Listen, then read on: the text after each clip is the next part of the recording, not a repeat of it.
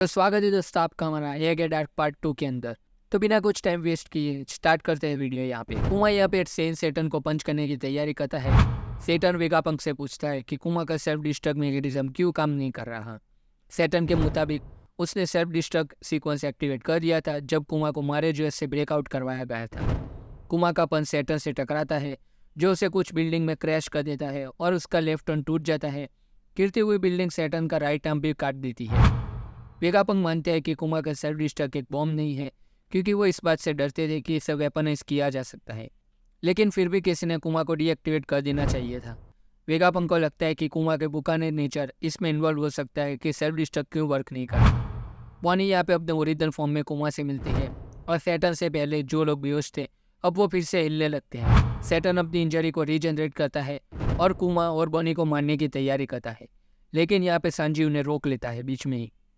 Frankie अपने radical beam से Saturn को पीएस करता है, लेकिन फिर किजारू उसके ऊपर अटैक कर देता है। वेगापंक यहाँ पे एटलस को ऑर्डर देता है कि वो इमोबाइल कुमा को वहाँ से सेफ्टी में ले जाए और या फिर सेंट सैटर्न एयरगेट पे बस्टर कॉल का ऑर्डर दे देता है।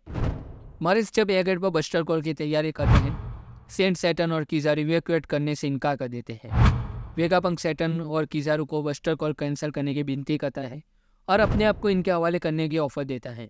वेगापंक उन्हें बताता है कि अगर एयरगेट पर रिसर्च डिस्ट्रॉय हो गई तो दुनिया और भी 100 साल पीछे चली जाएगी। वेगापंक के हॉरर के लिए सैटर्न कहता है कि उसने ऑलरेडी इवैक्यूएशन शिप जो एयरगेट से पहले निकल गया था उसे डुबा देने का ऑर्डर दे दिया है। सैटर्न वेगापंक को जिम्मेदार ठहराता है क्योंकि वेगापंक ने वही फॉरबिडन टॉपिक पर रिसर्च की जो वारा स्कॉलर्स ने की थी। सांजी जब एटलास, बॉनी, फ्रैंकी और कुमा को वैक्यूम रॉकेट से एस्केप करवाने में मदद करता है तो वो उन्हें छोड़कर वेगापंक को रिकवर करने चाहता है।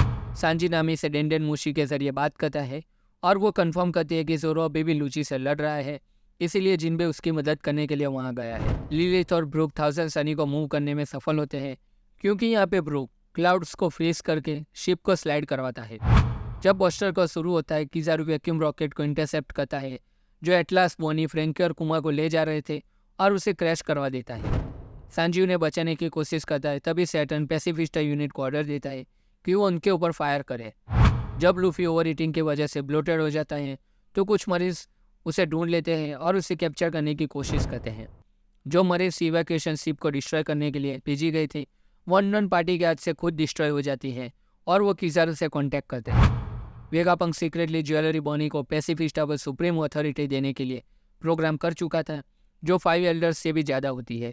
बॉनी पैसिफिस्टा को ऑर्डर देती है कि वो उनकी मदद करें तो पैसिफिस्टा बिना कुछ सुने तुरंत मरीज और उनकी शिप के ऊपर अटैक करना शुरू कर देते हैं। सेंट सैटर्न वेगापंक को फ्यूरियस होकर इम्पेल कर देता है और बोर्सालिनो को ऑर्डर देता है कि वो सभी पायरेट्स और साइंटिस्ट को मार डाले। और यहाँ पे लूफी गियर 5 में अपीयर हो जाता है और किजारू को दूर मार के गिरा देता है। आयरन जायंट फिर से पावर अप होता है गियर 5 के रिस्पॉन्स में और मूव ऑन करना स्टार्ट कर देता है। यहाँ पे वेगापंक बॉनी को इन्फॉर्म करता है कि लूफी ही निका है। मरीज स्पेटर शिप को जायंट पायरेट्स की शिप ने पूरी तरह से डिस्ट्रॉय कर दिया था और वो हमें दिखाए जाते हैं। डोरी और ब्रोगी लेड करते हैं चार्ज को और प्रोक्लेम करते हैं कि वो लूफी को बचाने यहाँ पे आए हैं, जिसे वो निका के तौर पे जानते हैं। जायंट वॉरियर पायरेट जिसमें ओआईमो और काशी भी शामिल है एयरगेट पर लैंडफॉल करते हैं। यहाँ पे हम लोग देखते हैं कि 30 से ज़्यादा शिप पैसिफिस्टा और जायंट के हाथ पे डिस्ट्रॉय हो चुकी है। उसॉप इन्हें नोटिस करता है और टीयरफुली कंक्लूड करता है कि ये लोग उनकी मदद करने फाइनली आ ही गए। जोरो और लूची का फाइट अभी भी ऑन गोइंग है।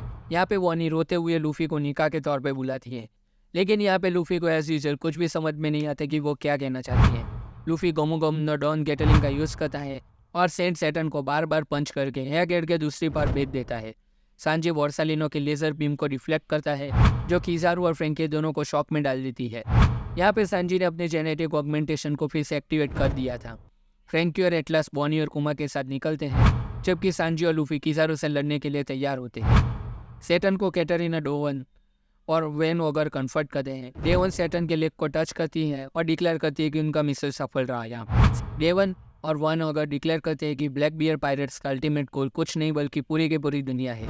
यहाँ पे वो दोनों टेलीपोर्ट करते हैं और वैन अगर रिवील करते हैं कि वो अभी भी बड़े डिस्टेंस पे टेलीपोर्ट नहीं हो सकता। तभी उन्हें वहाँ पे कारिबू मिलता है और वो ब्लैक बियर पायरेट्स में शामिल होने चाहता है और वो रिवील करता है कि ब्लैक बियर उसका आइडल है। वैन ओगर कारिबू के एक पायरेट के रूप में पहचान लेता है, लेकिन उसे ब्लैक बियर की जान लेने के लिए असैसिन समझता है। कार्य वो अपने बचाने के लिए उसे इन्फॉर्मेशन के साथ बार्गेन करने की कोशिश करता है जो उसके पास पोसाइडन और प्लूटन के बारे में है। जब पैसिफिस्टा मरीन शिप को डिस्ट्रॉय कर रहे थे तभी वाइस एडमिरल डोबरमैन सब वाइस एडमिरल को ऑर्डर देते हैं कि वो किसी भी हालत में बॉनी को मार डाले, बॉनी को जिंदा ना जाने दे। वाइस एडमिरल टोसा बॉनी और फ्रैंकी को ढूंढ लेता है और वो वहाँ पे बॉनी को मारने ही वाला होता है, लेकिन डोरी और ब्रोगी उसे नॉकआउट कर देते हैं। डोरी और ब्रोगी यहाँ पे अपना इंट्रोडक्शन देते हैं और लूफी और संजी का बैकअप देने के लिए निकल जाते हैं। जायंट वॉरियर यहाँ पे अपने बाकी के पायरेट्स को ऑर्डर देते हैं कि वो बाकी सबको सेफ्टी तक ले जाएं। वाइस एडमिरल ब्रूग्रास और डॉल एक सी बीस्ट को हाईजैक करते हैं ताकि जायंट्स पर अटैक कर सके। यहाँ पे डॉल रिवील करती है कि उसने 20 साल पहले जैगुआर दी सोल के अंदर सर्व किया था। सांजी यहाँ पे जब वेगापंक को सेफ्टी में ले जाने की कोशिश कर रहा था तभी किजारो सांजी के ऊपर अटैक कर देता है और वेगापंक को लेसर बीम से स्टेप कर देता है। लूफी फिर से जायंट बन जाता है और सैटर्न और किजारो दोनों को पकड़ कर डिक्लेयर करता है कि तुम दोनों यहाँ से कहीं नहीं जाने वाले।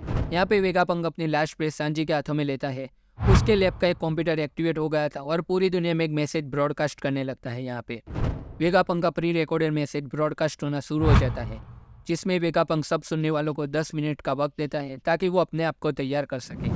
मरीज की कोशिश के बावजूद वो ब्रॉडकास्ट को ब्लॉक करने में नाकाम रहते हैं जो पूरी दुनिया में अभी सब लोग सुन रहे हैं। बाकी 5 एल्डर्स टेलीपैथिकली सैटर्न से कम्युनिकेट करते हैं और ये बात समझ जाते हैं कि वेगापंक का ब्रॉडकास्ट शायद एक डेडमैन स्विच से ट्रिगर हो रहा है। सेफर जुपिटर को लगता है कि ब्रॉडकास्ट का सोर्स लेवोफेस के अंदर होना चाहिए जो अभी भी हेवीली प्रोटेक्टेड है। दुनिया भर में जैसे कि ड्रेसोरा, फुशा विलेज, वाटर 7 और वर्ल्ड इकोनॉमी न्यूज़पेपर के हेडक्वार्टर्स में सब लोग वेगापंक का मैसेज सुनने के लिए तैयार हो रहे थे। यहाँ पे लूफी किजारू और सैटर्न से फाइट करता है और उनको ओवर पावर करता है और किजारू को एक मरीन शिप में उड़ा देता है। सैटर्न अपनी इंजरी से फिर से रिकवर करता है और फाइट में वापस आता है। बाकी 5 एल्डर्स सैटर्न को टेलीपैथिकली इन्फॉर्म करते हैं कि वेगापंक का मैसेज अब रोकने का वक्त नहीं रहा। इसके जवाब में सैटर्न बाकी एल्डर्स को अपनी लोकेशन पे समन करता है। यहाँ पे 5 एल्डर्स अब पूरी तरह एजेंट पर इकट्ठा हो गए थे और अपने जोन डेविल फ्रूट ट्रांसफॉर्मेशन से गुजर रहे हैं। यहाँ पे सैटर्न एक ऑक स्पाइडर हाइब्रिड योकाई है। मार्स यहाँ पे एक रेप्टेलियन बर्ड योकाई है। टॉपमैन वर्क्यूरी एक 4 टस्क बोर डीमन है। न्यूज ट्यूरो एक स्केलेटल हॉर्स है और यहाँ पे सेफर जुपिटर एक बहुत ही बड़ा डेजर्ट वॉर्म है। यहाँ पे न्यूज ट्यूरो आने के साथ ही सारे पैसिफिस्टा को इमोबिलाइज कर देता है। वाइस एडमिरल डोबरमैन मनीष को ऑर्डर देते हैं कि ज्वेलरी बॉनी को अपना पहला टारगेट बनाएं। मार्स लेबोफेस की तरफ आगे बढ़ता है और फ्रंटियर डेमो को टारगेट करता है। सांजे बाकी स्ट्रॉयड पायलट को अलर्ट करता है कि वो फौरन लेबोफेस से भाग जाए। वो सब यहाँ पे अपने पॉप ग्रेन से 1000 सनी को एज से स्लाइड होने से रोक लेता है जिससे ब्रूक और लिलिस उसके ग्रुप में दोबारा शामिल हो जाते हैं और यहाँ पे जोरो लूची के ऊपर अटैक करता है और उनकी फाइट कंक्लूड होती है। यहाँ पे डोरी और ब्रोगी जुपिटर के बीस्ट फॉर्म का सर काट कर लूफी को एन टाइप पे रेस्क्यू कर देते हैं। मार्कस मार्स यहाँ पे फ्रंटियर डोम को तोड़ कर अंदर घुस जाता है। लूची अपनी बैटल के बाद भी जोरो के अगेंस्ट खड़ा रहता है। जिनबे लूची को डिस्ट्रैक्ट करने के लिए एक डस्ट क्लाउड बनाता है और जोरो को जबरदस्ती 1000 सनी तक ले जाता है। यहाँ पे लूची मार्स को यॉर्क की वेराबर्ड्स के बारे में रिपोर्ट करता है और साथ ही वो वहाँ पे बाकी की इंपॉर्टेंट चीज़ भी मार्कस को बता देता है। वेगापंक के ब्रॉडकास्ट शुरू होने में सिर्फ 6 मिनट बाकी है। लूची मार्स से रिक्वेस्ट करता है कि अगर पॉसिबल हो तो वहाँ पे काकू की जान बचा ले। यहाँ पे लूफी डोरी और ब्रोगी के साथ मिलकर सैटर्न और टॉपमैन वर्क्यूरी के अगेंस्ट लड़ता हुआ दिखाई देता है। वर्क्यूरी के पास सुप्रीम किंग आके होता है। लूफी को ढूंढने का अपना मिशन कंप्लीट करने के बाद डोरी सिग्नल देता है कि जायंट वॉरियर्स पायरेट रिट्रीट कर दिए वहाँ से। यहाँ पे हम लोग देखते हैं कि वर्क्यूरी की सुप्रीम किंग आके यहाँ पे बहुत ही पावरफुल होती है। लूफी वहाँ पे पड़े एक पेड़ को उठा के उसका बेसबॉल बैट बना देता है और उनके ऊपर हमला कर देता है। लेकिन यहाँ पे लूफी क्लेम करता है कि 5 एल्डर्स किसी न किसी तरह से अमर है और यहाँ पे बाकी के vice admiral giant pirate ship के पास होते हैं और वो लोग वहाँ पे बॉनी का वेट कर रहे थे। और यहाँ पे आयरन जायंट खड़ा होता है और वो जॉय बॉय से वाकिफ़ है और वो वहाँ पे जॉय बॉय की माफ़ी मांगता है। और यहाँ पे नर्स ट्यूरो ने अगेर पर सभी पैसिफिस्टा को न्यूट्रलाइज कर दिया है। मरीन्स जायंट वॉरियर के पायरेट शिप को डुबाने के लिए आगे बढ़ते हैं। फ्रैंकी और Bonney vice admiral red king और पॉम्की को हरा देते हैं अपने अपने मुकाबले में। मार्स ब्रॉडकास्ट रूम को ढूंढ कर तबाह कर देते लेकिन वो फेल हो जाता है वेगापंक के ब्रॉडकास्ट को रोकने में। यहाँ पे यॉर्क मार्स को समझाता है कि वेगापंक अपने नए डेवलप ट्रांसमिशन डेंडेन मूसी का यूज़ कर रहा है अपने मैसेज को ब्रॉडकास्ट करने के लिए। मार्स ट्रांसमिशन डेंडेन मूसी को पंक रिकॉर्ड्स के अंदर डिटेक्ट करता है। बस फैसला करती है कि वो पीछे रुक कर फ्रंटियर डेमो को डीएक्टिवेट करेगी ताकि स्ट्रॉयड पायरेट लेबोफेस से निकल पाए। एडिसन एक प्लान बनाता है जिससे स्ट्रॉयड पायरेट लेबोफेस से निकलकर समुद्र तक पहुंच सके और वो उनके आगे उड़कर फ्रंटियर डेमो को ब्रीच कर देता है। लूफी यहाँ पे पीटर और वर्किनी से लड़ने की कोशिश करता है अपने गियर 5 डीएक्टिवेट होने के बाद। सैटर्न लेबोफोर्स में जाता है 1000 सनी के पास। यहाँ पे पंक रिकॉर्ड के अंदर का मैकेनिज्म पहली बार दिखाया जाता है, जिसमें वेगापंक का ब्रेन स्टोरेज टैंक में भी शामिल है। मास ट्रांसमिशन डेंडेन मूशी को तबाह कर देता है, लेकिन एक डिकॉय निकलता है। मास लेबोफोर्स के पास असली ट्रांसमिशन डेंडेन मूसी को लोकेट करने की कोशिश करता है।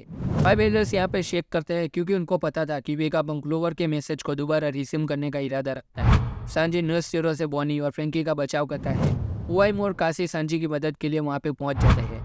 बॉनी अपनी एबिलिटी का यूज़ कर एक जाइजेंटिंग बन जाती है और नर्स जीरो के अगेंस्ट लड़ती है। सैटर्न रॉबिन को मारने की कोशिश करता है, जबकि बाकी के सारे स्ट्रॉयड्स वायरस उसके बचाव करते हैं। यहाँ पे वेगापंक ये कंफर्म करता है कि वो वाकई मर चुका है और ये ब्रॉडकास्ट उसकी मौत के बाद प्रोग्राम किया गया था। वेगापंक ये भी रिवील करता है कि यहाँ पे पूरी दुनिया समुंदर में डूबने वाली है।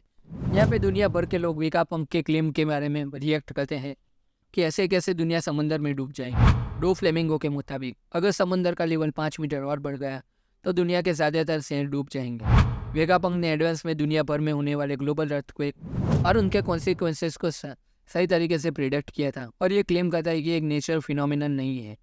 फाइव एल्डर्स फैसला करते हैं कि वो किसी भी लाइफ फॉर्म को दबा कर देंगे ताकि ब्रॉडकास्ट रोका जा सके। यहाँ पे सैटर्न नामी के ग्रुप को पार करके अपने रास्ते से दूर हटा लेता है, मदर फिल्म प्रोड्यूसिंग रूम में पहुंच जाता है और डेंडेन मूशी को एलिमिनेट करना शुरू कर देता है।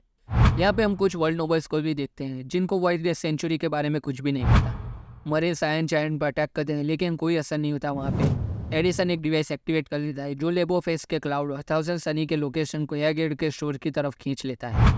वेगापंक के रिवील करता है कि जॉय बॉय कौन था और वर्ल्ड सेंचुरी में उसका क्या रोल था। ओआरआ के रिसर्च के बेसिस के ऊपर वेगापंक के मुताबिक जॉय बॉय पहला पायरेट था जो यहाँ पे ग्रेट किंगडम का एनिमी था, जिसके पास स्ट्रेचिंग की पावर थी। यहाँ पे 20 नेशंस ने टेम्पररी अलायंस बनाया था जॉय बॉय के खिलाफ लड़ने के लिए।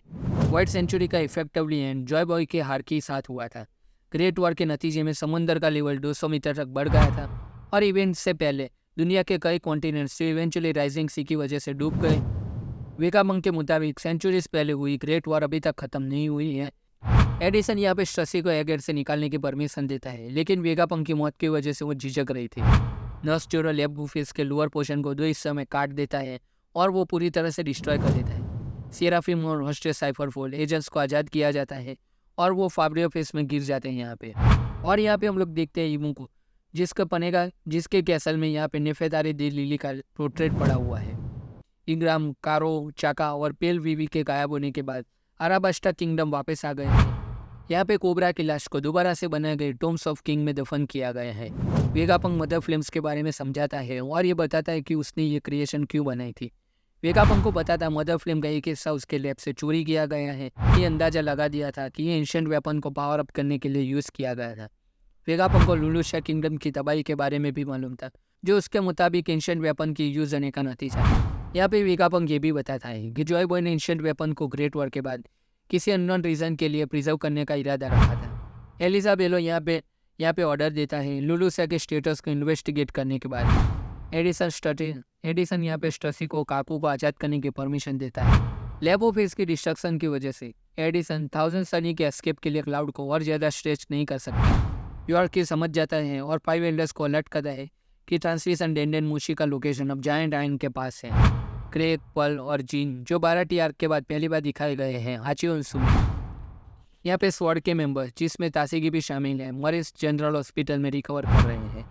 स्मोकर यहाँ पे अपने बिलो और बाइक के साथ समंदर में कंटेनर को टो कर रहा है। नर्स जोरो 1000 सनी को स्लाइस करने की कोशिश करता है, लेकिन जोरो और जिन भी उसको रोक लेते हैं। जोरो और नर्स जोरो दोनों नोट करते हैं कि उन दोनों के पास कितेत्सु ब्लेड है। जोरो नामी के ग्रुप को आगे निकलने के लिए कहता है, जब तक वो और जिन में नर्स जोरो से लड़ते हैं। डोरी और ब्रोगी यहाँ पे अपने क्रू को मरीन ब्लॉकेड के दरमियान सेल करने का हुक्म देता है। डॉल काशी को हरा देती है, जबकि ब्लू ग्रास सी बीस्ट वेपन के साथ शिप पर अटैक करता है।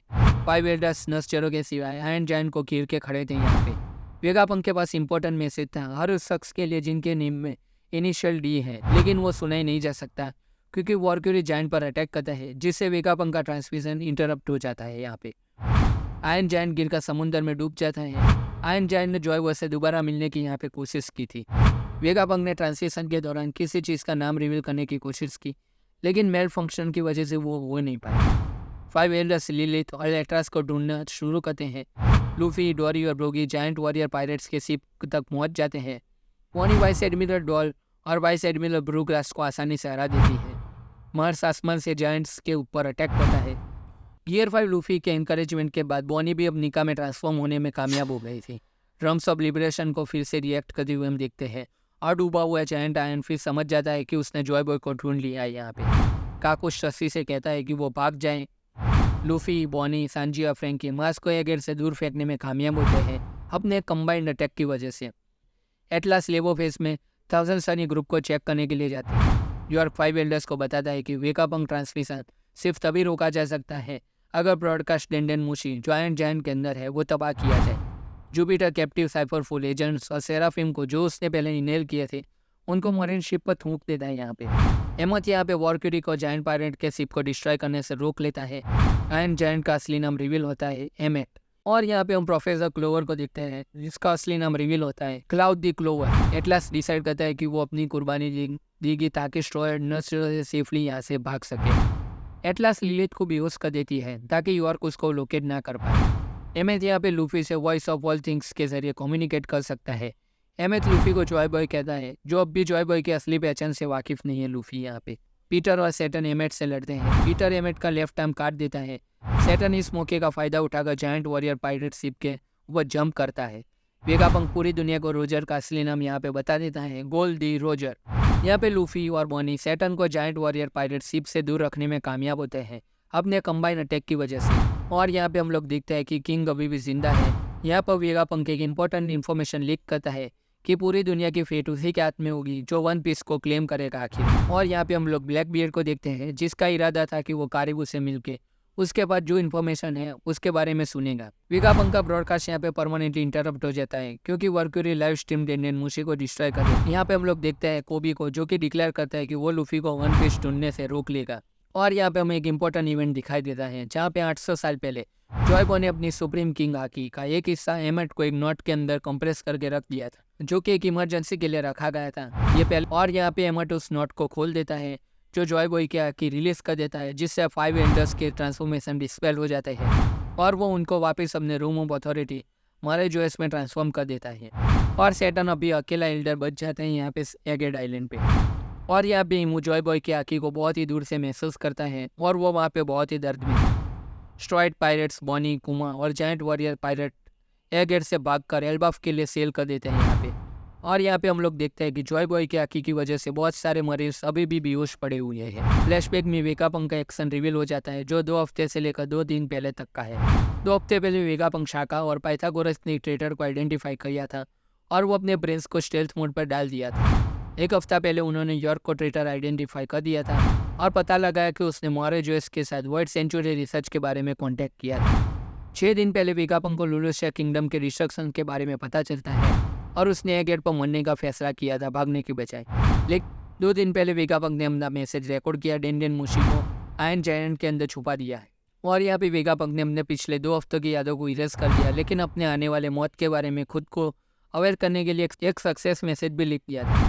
ये भी रिवील होता है कि वेगापंक ने सांजी से कहा था कि वो चाहता है कि स्ट्रॉइड पायरेट्स ही हो जो वन पीस को यहाँ पे ढूंढे। हम लोग यहाँ पे वीवी को देखते हैं जो कि मॉर्गन्स के प्लान को जो न्यूज़पेपर में डिस्ट्रीब्यूट होने वाला है उसको डिस्टर्ब कर रहे थे जिसमें लूफी को वेगापंक का किलर दिखाया गया है। सेंटोमारू एगेड से एक रोबोट में भाग जाता है और यहाँ पे हम लोग दिखते हैं कि किजारू साकाजुकी के कॉल का आंसर करता है और एगेड इंसिडेंट के कंक्लूजन को उसके बताता है। और यहाँ पे किजारू बहुत ही गुस्से में होता है और वो साकाजुकी को बोलता है क्या कभी तुमने अपने बेस्ट फ्रेंड को मारा है। और यहाँ पे हम लोग देखते हैं कि लिलिथ जायंट पायरेट के शिप में होश में आती है और वो होश में आने के साथ ही कहती है कि तुम लोग चिंता मत करो क्योंकि अभी भी वेगापंक जिंदा है। और इसी के साथ दोस्तों ख़त्म होता है हमारा एगेड आर्क पार्ट 2 जिसमें हम लोगों ने सारी चीज़ें कवर की कि लूफी की कैसे 5 एल्डर्स के साथ फाइट हुई और लूफी यहाँ पे कैसे पूरी फाइट को डोमिनेट कर रहा था। हम लोगों ने 5 एल्डर्स को पहली बार एक्शन में भी देखा है इस पूरे सीरीज़ में। तो अगर आप लोगों को ये वीडियो अच्छा लगे तो वीडियो को लाइक और चैनल को सब्सक्राइब कर देना। हम ऐसे ही नए वीडियो आप तक लाते रहेंगे। नया वीडियो आए तब तक के लिए गुड बाय।